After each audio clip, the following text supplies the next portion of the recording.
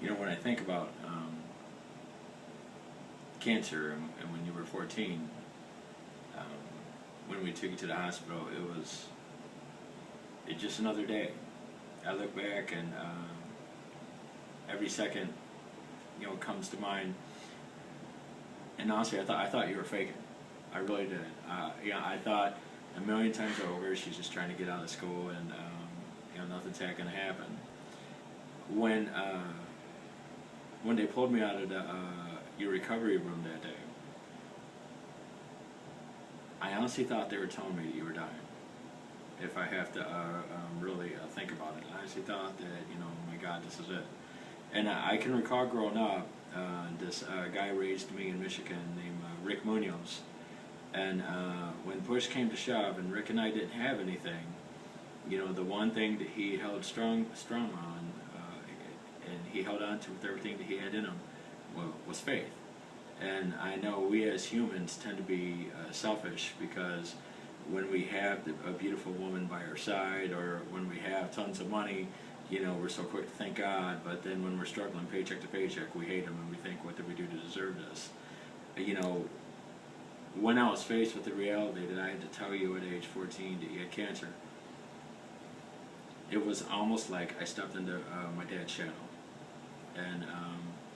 And I knew no matter what, you know, the very second that I was told that, you know, I knew no matter what that everything was going to be okay.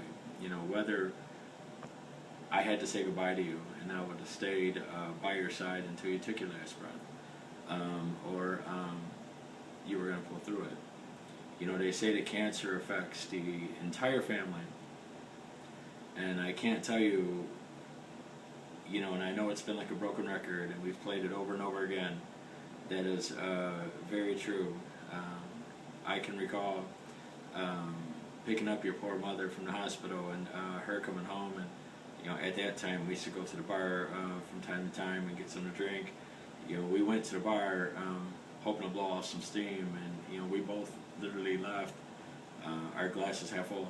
We didn't even want to be there, you know. And I can recall your sister, as great as an athlete as she is today, and as much as she loves to play the game, she was quitting. She was going to quit. And the weird thing is, through all of this, you gave back, not knowing from one second to the next if you were going to make it. And the time you pulled your hair out and you started crying, and I hurried up and I rushed to the bathroom, and you know, and I came back bald. And you know, I remember standing in front of you, telling you, you know, they'll laugh at me before they'll laugh at you. You know, it's been a surreal experience, something I couldn't wish on any parent at all. Kids, you know, it's written in the Bible, you know, children are arrows in the quiver, children are gifts from God. And the second I held you, you know, my life changed forever.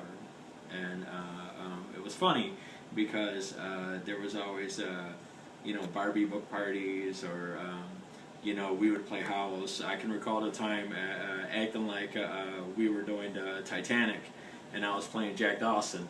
And I was leaning over the couch, and you were in your pajamas, and I was holding your hands, and you know, evidently I acted too real, and I brought you to tears.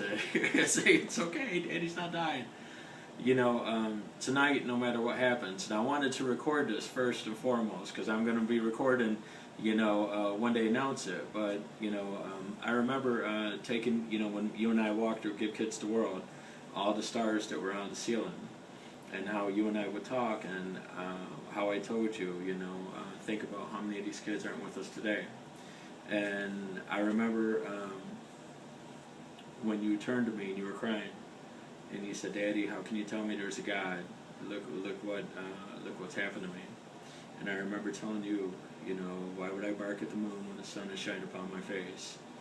And you know how you held on to that.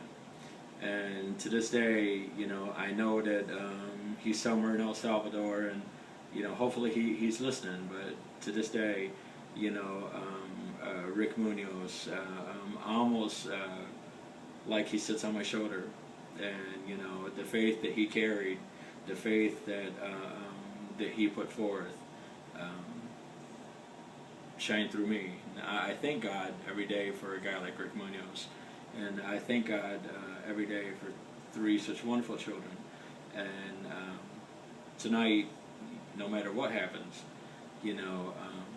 I hope that you remember, to always look at the ceiling and always think about the family that you are joined to, that aren't with us today, and that when you stand up there on that on the podium, if you're privileged enough to do that, that you grasp the situation and that you acknowledge the faith in God, the times that we spent together, and not knowing if you were going to be with us the next 24 or the next hour. Do you remember that time when we were called back to the hospital because they OD'd you on the medicine? Yeah.